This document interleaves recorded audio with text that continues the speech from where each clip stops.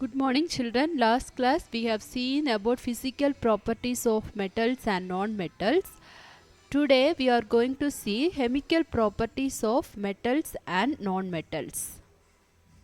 So in chemical properties we are going to see reaction of metals and non-metals with oxygen, with water, with acids, with bases and displacement reaction.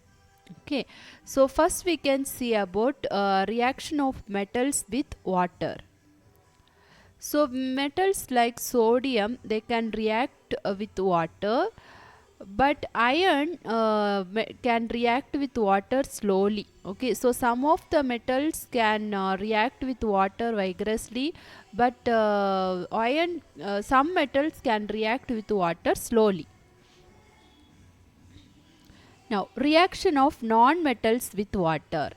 Non-metals do not react with water, okay, but they are reactive in air, so that such non-metals are stored in water. Okay, so non-metals do not react with water, but they will react with air. So, such non-metals are stored in water.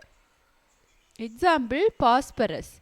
So phosphorus is very reactive non-metal uh, which will react in air easily. It's very reactive with air, so it catches fire if exposed to air. So to prevent contact of phosphorus with oxygen, we have to keep the phosphorus in water. Okay, we should store the phosphorus in water. Understood? So metals will react with water, non-metals do not react with water. But some non-metals are what? They are reactive with air. So example, phosphorus, they are very reactive non-metal. It catches fire when it is exposed to air. So to prevent contact of phosphorus with oxygen, we have to store it in water. Now reaction with acids. So metal, they will react with acid and produce hydrogen gas. Okay, so when metals react with acid, they will produce hydrogen gas, and when any burning splinter brought near to the hydrogen gas, it will create a pop sound. Okay, so the hydrogen gas which is liberated during the reaction of metal with acid, it will burns with a pop sound. Copper does not react with the dilute hydrochloric acid even on heating. So if you are heating copper also, it will not react with dilute hydrochloric acid, but it react with sulfuric acid. Are you remembering about acid which you have studied in last year? So first in brief introduction class, that means in bridge course I have given introduction about acid. So acid means there are three common acids which we are using normally in laboratory: hydrochloric acid, sulfuric acid, nitric acid. Yes, so in this, copper does not react with the dilute hydrochloric acid even on heating, but it will react with the sulfuric acid. But non-metals do not react with the acid. Okay, so non-metals do not react with acid, but metals react with acid and produce hydrogen gas that burns with a pop sound. Now reaction with the bases. So metals react with a base such as sodium hydroxide. So sodium hydroxide is a base. Okay, example for base. So metals react with the sodium hydroxide and produce hydrogen gas. So reaction of non-metals with bases are very difficult, okay, or complex. Complex means difficult. So metals react with the sodium hydroxide and produce hydrogen gas. Same like acid. Okay, so when metal react with acid, it will produce hydrogen gas, isn't it? So in the same way, when it is reacting with base also, it will produce hydrogen gas. But non-metals, no reaction. Okay, it will not react. Reaction of non-metal is very difficult. Next, displacement reaction. So what is meant by displacement reaction? About displacement reaction you will study briefly in higher class, but here we are seeing only definition. Okay, displacement reaction means the reaction in which the most reactive metal will displaces less reactive metals. Okay, so some metals are more reactive than some metals. Okay, so the most reactive metals will displace the less reactive metals. That is called displacement reaction.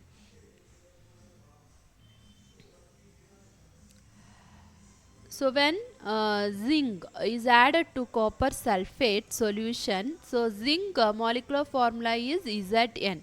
Okay, when it is added to the copper sulfate solution, that is CuSO4, due to the reactivity of zinc. So zinc is more reactive than copper. Okay, so what it will do now, during displacement reaction we studied that more reactive metal will displace less reactive metal. Yes, so here the zinc is more reactive than copper, so the copper is replaced by the zinc and forms zinc sulfate.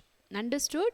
So displacement reaction means the reaction in which the most reactive metal will displace the less reactive metal.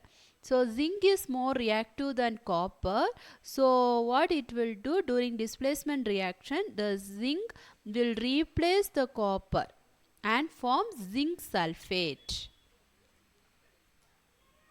So during the process, the color of the solution changes from blue to colorless. Actually, copper sulfate is blue in color. The color will change when the zinc will displace the copper and forms a zinc sulfate. The blue color of the copper sulfate will changes to colorless because of the formation of zinc sulfate. Understood?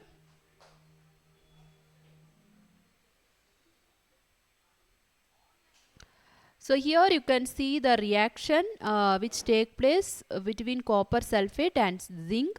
So copper sulfate, it is blue in color. When it is reacting with zinc, it forms zinc sulfate, that is colorless solution, plus copper which is red in color. Here you can see the chemical reaction in the, so it is represented as Zn zinc plus CuSO4 gives Cu plus ZnSO4. Now uses of metals. Metals are used in making the parts of many machines, automobiles, aeroplanes, then trains, satellites, industrial gadgets, then cooking vessels, then water boilers. So these are some of the uses of metals. So metals are used for making machines or machine part, automobiles, then aeroplanes, trains, satellites, industrial purpose, then cooking utensils and water boilers. For everything they are using metals. Then uses of non-metals. Non-metal is essential for all living organism. So what is the non-metal which we are breathing? Oxygen. Yes, so oxygen is the non-metal which is essential for all living organisms as animals, and not only that, in plant they are breathing carbon dioxide, that is also what, non-metal. Okay, carbon, non-metal. So non-metal is essential for living organism. They will inhale during breathing.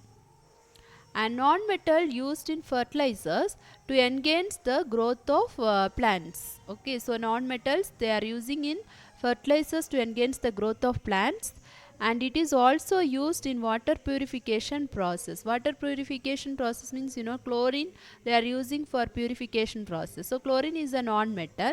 So non-metal used in water purification process.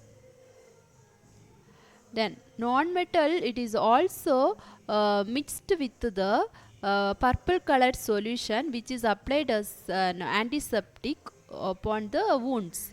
Okay, so antiseptic iodine, which is a purple colored solution, which is a non-metal, so used as an antiseptic.